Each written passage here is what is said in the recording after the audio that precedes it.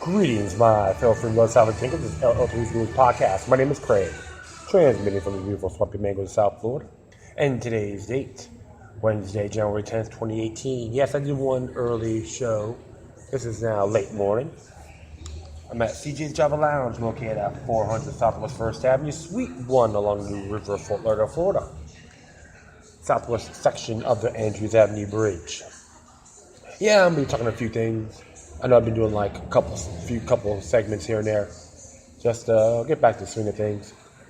And interesting stuff is happening. Of course, even they talk about Trump's going to decide on the whole Iran nuclear deal. And to be very frank, it should be untouched on one area because one is ruled unconstitutional. And there's claim about money that was been brought to that area. And to be very frank, that's considered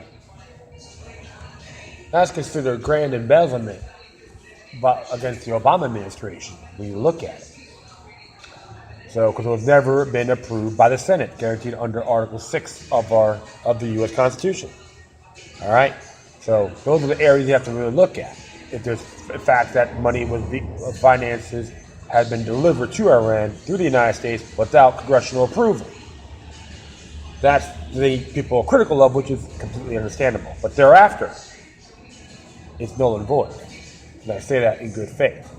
Because the truth of the matter is, the people of Iran don't want to go to war either. So we're going to hear all this warmongering, they're the terrorists and all that. Come on. If you still buy that bluff, then you're pretty much a damn fool. And I'm not praising the government of Iran as well. But you have to always look at the brighter picture, the bigger picture. When was the last time Persia, or Iran, which means land of the Aryans and Persians, invaded a country? Okay? So, something you have to look at. It's been a long time. But I'm not going to be ranting about that. So, I just decided to just go through a few browsing. And I found this one very interesting, which I did talk about on my past show. And I knew about this around 17 years ago when I first got internet savvy, web TV to be exact. And it's by The Intercept, written by Jake Johnston. It's entitled, "A UN-Backed Police Force Carried Out a Massacre in Haiti. The Killings Have Been Almost Entirely Ignored," which is absolutely true. Like I said, even New American talked about it and a few other sites. And they just try to put that under the carpet. Well, here's what Jake Johnson has to say. And it came out around 10:01 a.m., so fresh. It says here, at 5 o'clock on the morning of November 13th, more than 200 Haitian police officers raided the Grand Ravine area of Port-au-Prince. There was a series of loud explosions followed by gunfire. For the next 6 hours, the commotion didn't stop. The neighborhood was under siege. What had started an anti-gang operation in a poor and largely forgotten neighborhood in a poor and largely forgotten country ended in a summary of execution of innocent civilians on a school campus. Police officers were working with the United Nations Mission for Justice Support in Haiti. It was launched in October, a reboot of a previous mission that had begun in 2004, when thousands of UN troops were sent to Haiti following a coup d'etat task, in part with restoring stability and reinforcing national police capacity. And though the UN mission issued a statement days after the raid calling for a prompt investigation by Haitian authorities, it did not publicly acknowledge its own role in the operation. But in late December, a UN spokesperson confirmed to The Intercept for the first time that the mission had helped plan the raid, though it distanced itself from the civilian deaths. The reported civilian deaths were not part of the planned operation, but of a unilateral action conducted by some Haitian police officers after the conclusion of the operation. Spokesperson Sophie Bota-Delacombe wrote in an email, "The raid of the school, according to the UN statement, was done without authorization, without altering the police hierarchy and outside of the operational plan." Botta de Locombe said, a day after the raid, the UN conducted an internal inquiry with all units commanders who participated in the operation. The UN inquiry, not previously reported, absolved the UN finding that UN police did not fire their weapons and only secure the perimeter of the school, she said. None of the UN police unit proceeded to the location at Maratana College where the alleged killings took place. The spokesperson, wrote, the planned portion of the operation went relatively well. The post-operation Ulano initiative of some HNP members to conduct a high-risk search proceeding outside of the operational cadre without advising the hierarchy, without the authorization, and contravening the operation plan was not part of the planned operation. So it's interesting there. So I'm going to continue on here. When I arrived at the Maratana Evangelical College campus, traveling with the broadcast team from Al Jazeera 4 days after the raid, it was immediately obvious something heinous had transpired. The blood that stained the concrete was still wet, unable to dry in the blanket of fog and mist that kept the capital unusually cool that particular week. The water pooled in the courtyards, clogged drain, and had dark red, partially obscuring an empty tear gas canister. The smell of violence still hung in the heavy air. So according to this, tear gas. Interesting, right? Classrooms and offices had been ransacked. The contents of closet drawers and bookcases spilled across the floor and through the doorways. Light crept in through holes left by bullets that had pierced through the thick concrete. Sometime since the raid, someone had swept another 5 empty tear gas canisters and close to 100 heavy artillery shells into a pile. The morning we arrived, faculty and students were meeting to mourn those who had been killed. The school was still closed. They gathered in one of the small classrooms, closed the door to us outsiders, and began to sing. The religious hymns, deep and soulful melodies, echoed throughout the courtyard where they mixed with cries of grieving victims and family members anxious to tell their stories. I must kill myself, Monique LaRose, whose nephew was shot in this courtyard days earlier, told us. Why did they kill him when they know he was not the one of the bad men? He was someone who went to church, studied, and had principles. The stories LaRose, along with other survivors and family members, told me make clear something went horribly wrong on that mid-November day.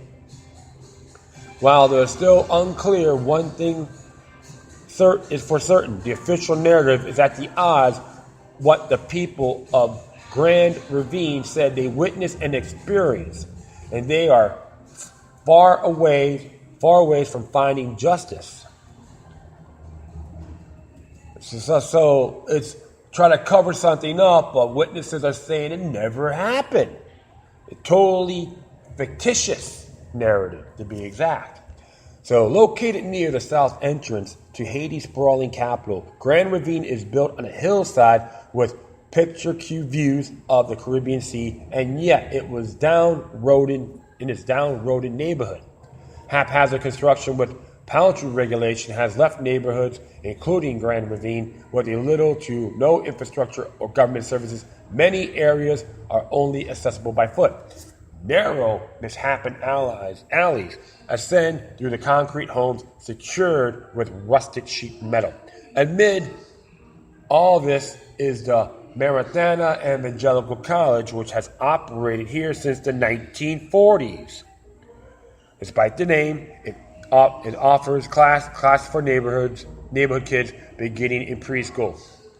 The campus is a mishap of school buildings, houses, and a healthy number of full-size trees, a desolate image in a city overwhelmed by concrete. A low wall marks it off from the surrounding area. The only entrance to elevate the campus is a sloping, windy road that sits behind a large metal gate.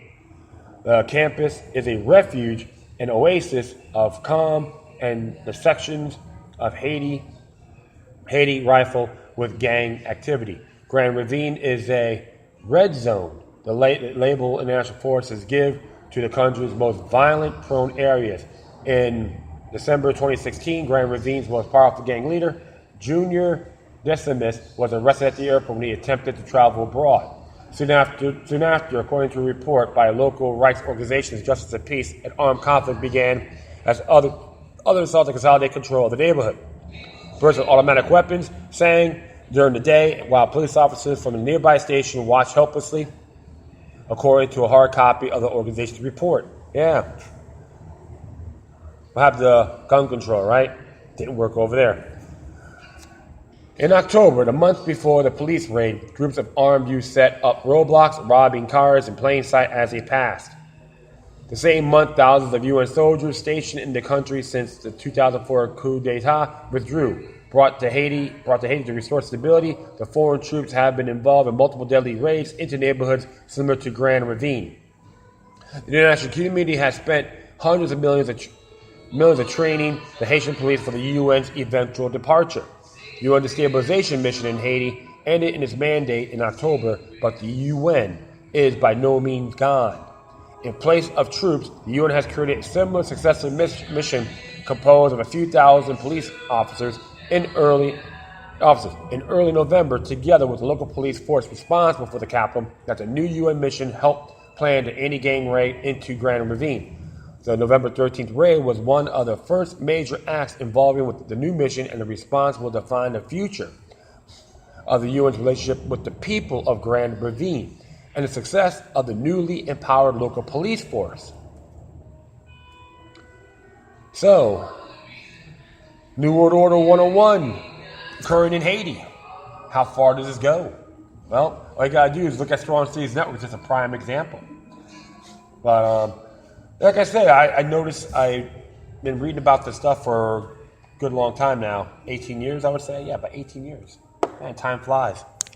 But the horrific events, that's by the blood in the hands of the United Nations. And that's why more people are fleeing that area, which is a low-down shame.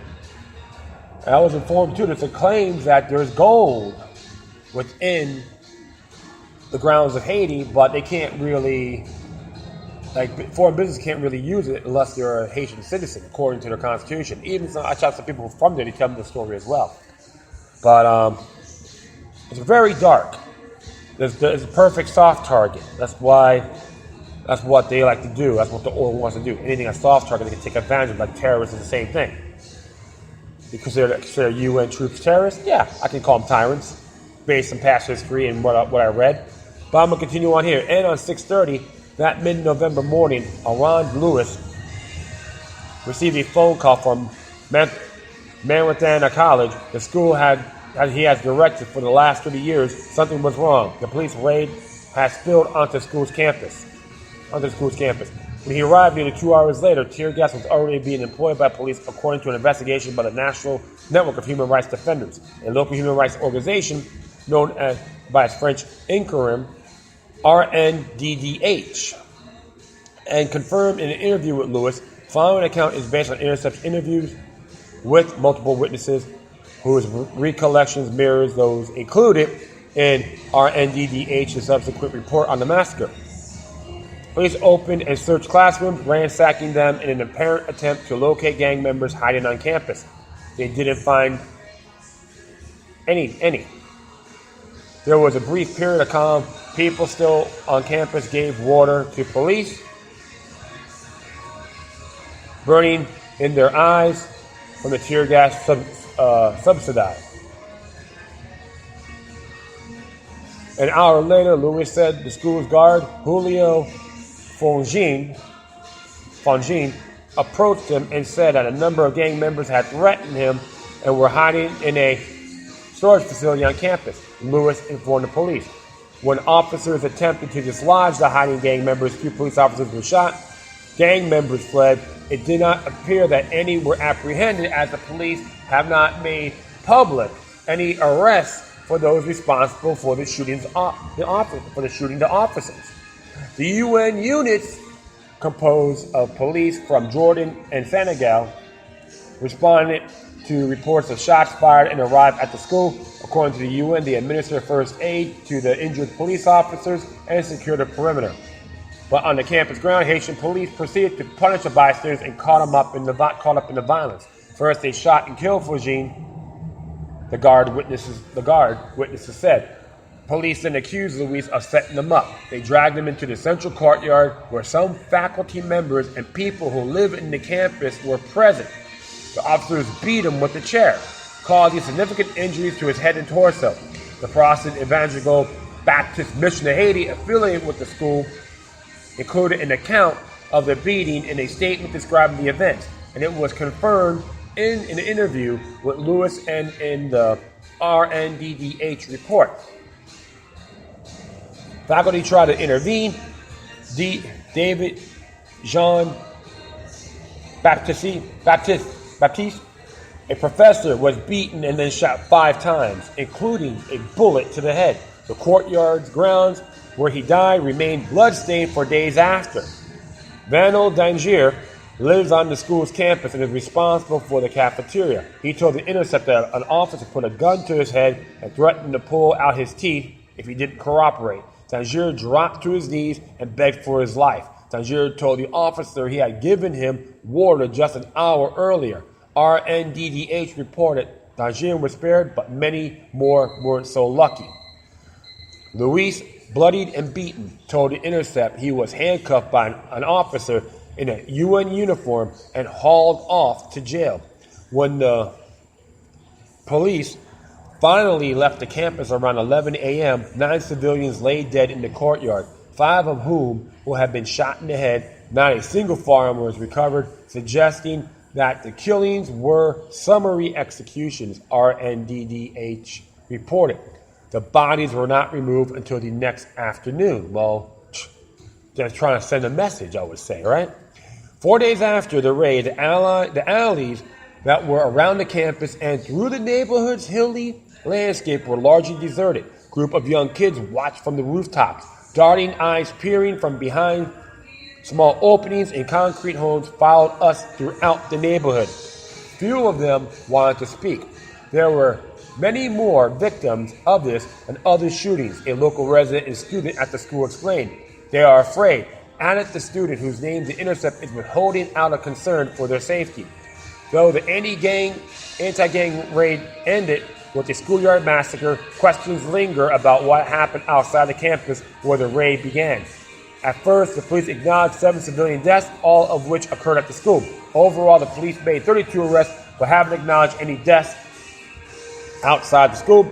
But in its investigation, RNDDH concluded that one of the people found dead on campus had been pulled out of his house in the surrounding neighborhood that morning and brought to the school only after his death.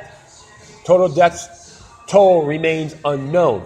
Darzine Jean, director at the St. Clair Morgue in downtown Port-au-Prince, said that the 8 bodies had arrived from Grand Ravine on Tuesday, the day after the raid, more than the police originally acknowledged. But Jean said there were surely more. Maybe the police moved some bodies, Jean said, because we had 5 or 6 people come here to ask if we had their relatives. They were not on the list of bodies already received. Justice and Peace, the local human rights organization, had been monitoring violence in the neighborhood, such as Grand Ravine, one of the first to investigate the massacre. Ravlinson Apollon, an observer there, said an organization had confirmed 12 dead, but that real total would likely be never be known. And we don't know how accurate this really is, right? Not that many people, even in Haiti, are paying attention to what happened in Grand Ravine. 100 or even 200 could die there, and nobody would know, Apollon said. I'll continue on here. I don't know how I'm going to live without my son, Jean Napoleon told us from the school's courtyard, the grief visible on her face just 4 days after the massacre. Her only son, 22-year-old Ken Napoleon, had been the family's breadwinner. He was killed by a shot to the head she put the blame squarely on the government, who she accused of sending the police to kill our children. It's not just that politicians exert control over the police, Apollon said. They are involved with gangs themselves. His organization has interviewed young people with heavy weaponry that is not easy to acquire. He explained, and they said weapons have been provided by politicians. Politicians and authorities are not innocent of what happened because they too play their part in violence, he said. The politicians, for their part, have not publicly addressed these accusations. But since the raid, nearly every government official or institution has avoided taking responsibility. Of course, it's nothing new. They're cowards, man. They're cowards.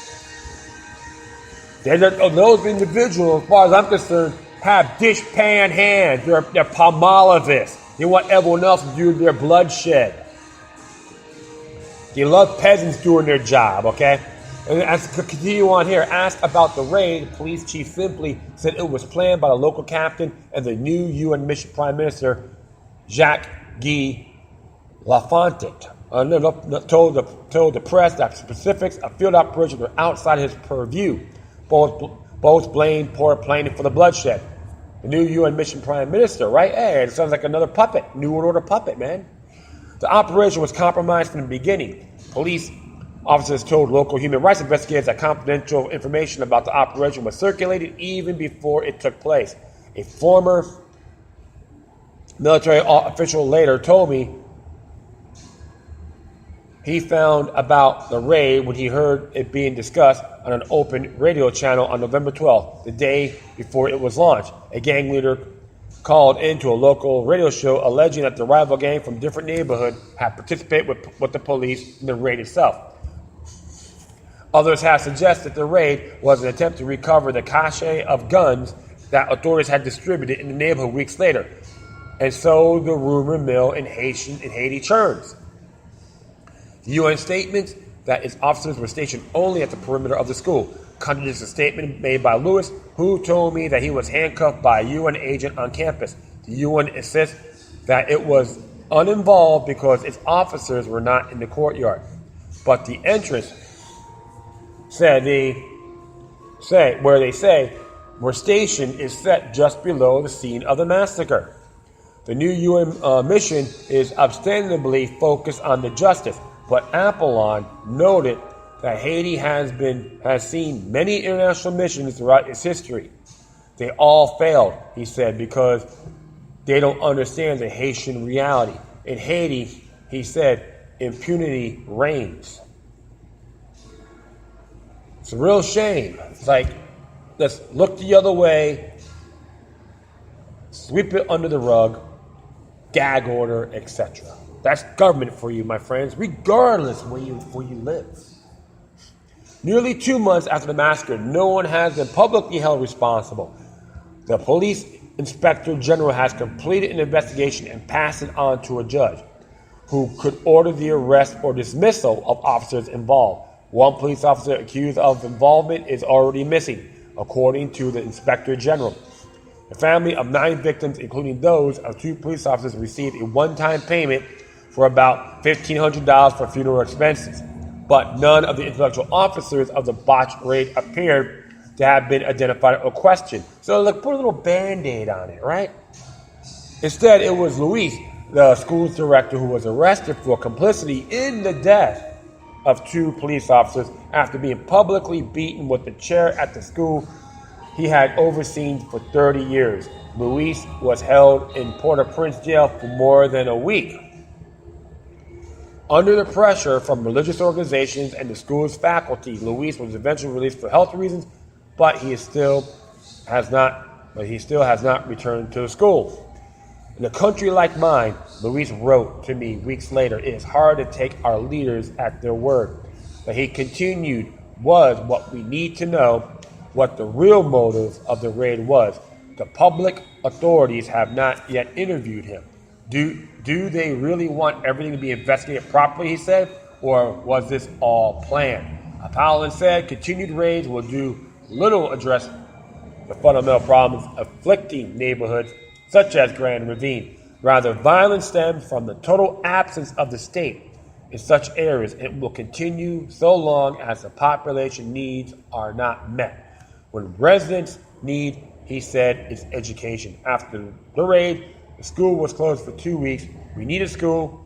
A student at Massacre told me that day in the courtyard. Without education, what hope do we have? This is one of the most insane, disturbing cases in a long time. This is just a prime example of what's been going on around the world. Even when it comes to UN troops, UN-funded police works, etc. You can just look it up on these things, and you'd be surprised. This is one of the reasons why I am not friendly with the United Nations. I believe the United States of America needs to withdraw from this pretentious, blasphemous institution. And don't get me wrong. The United States tax dollars going to these illegal wars, massacres, and all that. And I condemn that as well. But something like this, my friends, is nothing more than tyranny at its finest. Very good example. And even I chat with some people from Haiti, and they tell me these horrific stories. And people turn a blind eye. They want to worry about the Russian collusion or that book, Fire and Fury. They want us to focus on that, and not what's really happening in the real world. Hopefully justice will prevail in Haiti one day. I don't know how, I don't know when or how, but the people need to rise up and tell their government to stick it. Their government, nothing more than got parasites in there also. And hopefully the truth will come out really soon. All right, next one here came from Land Destroyer.com and written by Joseph Thomas from the New Eastern Outlook. It says here, flaunting British Neo-Imperialism in Asia Pacific. For over a century, the British Empire exerted control over Asia Pacific, outright colonizing India, Burma, Malaysia, Hong Kong, Singapore, and Australia, while influencing and encroaching upon Greater China, Siam, and beyond. It exploited the people and natural resources of the region, fueled conflict as it waged war with rival European powers seeking to carve out their own colonies in Asia, and left an enduring impact on the region, including ethnic and territorial feuds still unfolding today, e.g., the Rohingya crisis in the present-day Myanmar. Yeah, I remember a lot of Rohingya Muslims are being slaughtered, and they said a lot of them were the monks. So I can say, I have to agree with what they talked about on that area. It could be a CIA op as well. And many of those Rohingya Muslims fled to Bangladesh, which is a lot of rough terrain and so forth. And okay, I'm going to head on here, continue. Rather than making it restitution for its decades of war, conquest, exploitation, the United Kingdom today eagerly seeks to reassert itself in the region alongside the United States, who has also spent over a century in the region pursuing U.S. policymakers openly amid its American primacy. The Diplomat, a U.S.-European geopolitical publication focused to Asia Pacific, described the development in his article, "The British Are Coming to Asia." The article featured a single image, that of the HMS Queen Elizabeth, one of the UK's newest warships and its largest. It's one of the two colossal warships. UK Foreign Secretary Boris Johnson recently pledged to send across the globe to aid Washington in its growing confrontation with Beijing. The author, U.S. Air Force Major John Wright, currently serving as Japan's country director, International Affairs, Headquarters, Pacific Air Forces, Hawaii, attempts to construct a positive argument for the UK's involvement thousands of miles from its own shores. The article admits that the U.S. has few capable allies in the region willing to comply with the mutual defense needs beyond their own territory. It admits that the U.S. has increasingly looked beyond Asia for partners. The U.K. then is about as beyond Asia as any potential partner could be. The article notes that the UK has already deployed warplanes to Japan in addition to the aforementioned future deployment of British warships to the region. It also suggests that the UK could revive the old trick of acting as a fleet in being, its ability to steam where and when it pleased, while possessing no major territory, would throw off regional rivals' military callous and force them to commit precious reconnaissance assets to the monitoring the United Kingdom. In other words, the European military would be deployed in and harass rivals across Asia alongside U.S. warships already engaged in the regional meddling. This, the author concludes, would be a great benefit to stabilizing the security troubles of the region. Yet, when considering what actually drives security troubles out of the region, it is evident that the presence of UN forces far beyond U.S. territory, for example, stationed in South Korea and conducting military exercises along North Korea's borders in a deliberate attempt to provoke Pyongyang is the problem, not the solution. The addition of British warships and aircraft in the region will only further multiply security troubles, evident in the author's own comments regarding the need for the regional rivals to commit to tracking and keeping in check British warships. How cute is that, right? Omitted from major right nostalgic review of the UK's historic role in the Asian Pacific was the concept of gunboat diplomacy, where the British Empire coerced Asian states into making lopsided concessions to London or face British naval firepower. Chunks of Siam were carved off under the threat of British gunboat diplomacy. Hong Kong was outright seized by its other nations, likewise were forced by threat of military aggression to make concessions that benefit only the British. U.S. primacy in the Asia-Pacific today closely resembles British gunboat diplomacy, while literal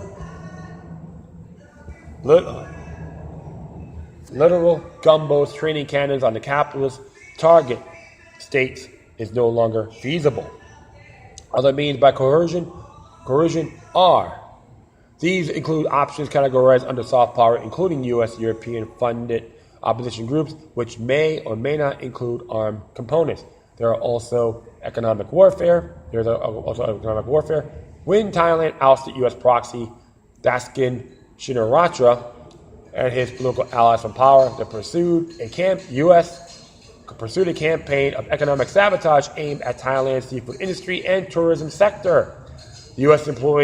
also employs terrorism, as seen in Philippines, where Manila's failure to heed U.S. demands was swiftly followed by the appearance of militants from the Islamic State, armed and funded by Washington's allies in Riyadh. So, CIA, United States, Saudi Arabia, New World Order. Okay, so we can put that all in one bunch. The militant group sudden appearance pressured Manila to continue accommodating the U.S. military's presence on its territory. Of course, just as the British Empire hid naked imperialism, find the fig leaf of spreading civilization, the modern-day Neo-Imperialism hides behind the pretext of bringing stability as well as fostering democracy and human rights to the four corners of the globe. In reality, UK warships confronting regional rivals thousands of miles from London is a direct attempt to upend stability in Asia Pacific. The British imposing their will upon Asia through the great threat of military undermines regional and national self-determination, the very opposite of fostering democracy. And a nation imposing its will be the threat of force is an obvious affront to human rights. Despite these obvious facts, we can expect publications like The Diplomat to continue promoting U.S. British meddling across Asia Pacific. We can also expect that many aspects of the U.S. European soft power across the region to likewise promote such meddling. However, it should be noted that Washington's need to find allies in Asia as far beyond Asia as Northwest Europe illustrates America's waning influence in Asia to begin with. British involvement in Asia Pacific will only delay the inevitable remove of U.S. influence from the region. The only question is for how long and at the cost to both the British taxpayers and the people of Asia, who must stave off attempts to disrupt, destabilize, and destroy their hard-earned independence and achieve post-British achievements, growth, British Empire. Well, it's like I said, imperialism still wants to reign. They believe the world should revolve around them. Hey, let the people, brothers and sisters in Asia, the Asia Pacific region, make their own decisions. They're not a bunch of morons. Give me a break. Meddling in people's affairs is dangerous. It's the road to blowback. But these imperialist hacks haven't learned a damn thing. They want to enslave them like the rest of the world so they can have their way or the highway. Okay? This is why, my friends, I'm against foreign entanglements and foreign influences. Good example, John Jay, Federalist Papers 2-5. Look it up. You can understand where I'm coming from. And like even read stuff from George Washington on foreign entanglements. Yeah, he owned slaves and all that, but you know what? It doesn't mean all his views are incorrect. You always got to look at things a lot broader than what it is. All right. This one here, finally, one more, and actually came out a while back, a couple of days ago to be exact, from MondoWeiss.net. Came out the 8th. It says here, Quaker group honored by Yad Vashem for helping Jews during the Holocaust is now banned from Israel. Let's see what they have to say. It's by Philip Weiss. He wrote this. And as it reads, one of the special ironies of the weekend's news that Israel is barring 20 international organizations from entry because they support BDS, boycotts, divestment, and sanctions, is the appearance on the list of the Venerable American Friends Service Committee, or AFSC, which was founded 101 years ago as an anti-war organization. AFSS earned distinction and a Nobel Peace Prize for helping Jews and other refugees escape the Holocaust. Now it's on the list because it's helping Palestinians. Oh my God, how dare you rescue innocent people that are non-Jews or Palestinians.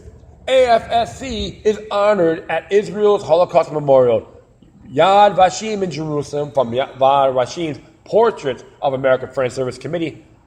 Relief, an organization established in 1917 by the Quakers, also known as the Society of Friends, as a forum for doing service to humanity in a moral fashion.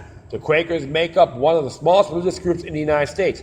During the first years after Hitler rose to power, the Quakers were afraid to jeopardize their reputation in Germany, so they did relatively little to help refugees escaping the Nazis. However, after the Kristallnacht-pogrom of 1938, the AFSC opened a refugee division which provided services for European refugees who immigrated to the U.S.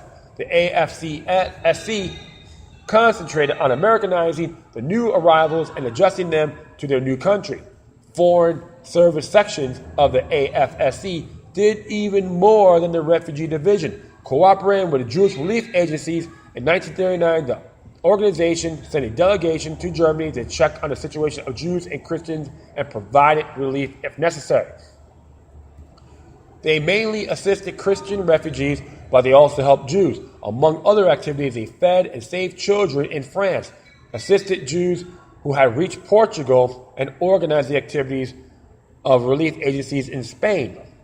In 1947, the AFSC won the Nobel Peace Prize for helping refugees during and after World War II. Mike Merriman-Lopes of the AFSC was quoted by IMEU on the move by Israel. We will continue to stand up for peace and justice in Israel and Palestine, regardless of the recent Israeli announcement That staff from AFSC, 19 other organizations may be denied to Israel because of our support for grassroots boycott, divestment, and sanctions movement for Palestinian human rights. Our response to the Palestinian BDS calls in line with our similar support for divestment from apartheid South Africa and boycotts during civil rights eras. And our work is motivated by Quaker relief in the words of dignity of all people, and that it is that belief that has led to us to support and join in nonviolent resistance to violence and oppression around the world, including the Palestinian BDS call for 100 years. Thanks to Ofer Neiman and Eden Diamond, and Haaretz also did the story. And thanks to Mondo's co-creator Adam Horowitz, who used to do Palestinian work at AFCS. P.S. The story feeds my spiritual understanding that Palestinians were being forced by Israel to recapitulate the history of the Jews, what we experienced in Europe. Palestinians must experience in Israel and Palestine. This time around, we play the guys with the jackboots. Of course, there is a big arc in that story. The group goes from being humiliated outsiders to people granted prestige by the world for their suffering. Palestinians are gaining prestige by the moment. AFCSC is surely proud of being named. Interesting there. Well, the whole thing is it's a human effort. And I can say this, I remember some past articles, I think one by the WorldNet Daily on the West Bank when Prime Minister Sharon was doing vacating or evictions of the Israelis in the West Bank, and even members of the Palestinian group, just citizens and folks, were wigging out because opportunity is going to be deprived, work-wise and all that, because like the business owners, Israeli business owners, and the employees who are Palestinian were getting together. They had great, awesome relationship. They had dinner with their families. They were bringing peace in that area. But we got government trying to tell people what to do. They think they speak for everybody, and that's one thing I get really turned off. These people don't speak for me. All right, and like I said this before, when I started the history about how the Jews are getting treated in Palestine, I condemned that too. This is why when you got these warhawk, tyrannical whorebags out there trying to tell people how to think and what to do when they wipe their butts. They want us to us to be their peasants, their field peasants. Yes, boss. Everything's great, boss. I'll go after him, boss. He's the bad people. Totally irrelevant. And American Friends Service Committee being condemned by this? Please. And I'll tell you this, on a political view, I know the people in Israel, a lot of them are Jewish by descent and by faith, are sick and tired of this as well. But they don't talk about that in the news, even in the news of the United States, because, that would be anti-Semitic if you criticize Israel. The hell with that. Big difference, okay? This is why, my friends, this has to stop. Defy all forms of tyranny by exercising demonic resistance. And American Friends Service Committee, we've been doing it for 100 years. Homage to them. Keep up the fight. And allow us to do our job, spreading this information around the world. And that is it. I thank everyone for listening, but feel free to download and share throughout your social media networks. If you have any questions, comments, or you want to see something that's interesting, whatever you do, please address your correspondence with decorum. If you hit me on Facebook, Twitter, Google+, Spreaker, iHeartRadio, Tumblr, YouTube, futureclub.net, Scene.life is out. Looks like they folded. Oh well. Minds.com, patreon.com/LookingLuck3 if you want to be my patron. Or you can hit me on Gab. Gab.ai. That's more of a free speech friendlier version of Twitter. Furthermore, you can email me at lookingluck3@gmail.com, or to you cryptic ones, lookingluck03@protonmail.com. All right, my friends. Once again, thank you for your time. But always remember that the demoniac resistance is helplessly so and can liberate humanity. Until next time, take care of yourselves, keep on spreading love, and may your guardian spirits be with you.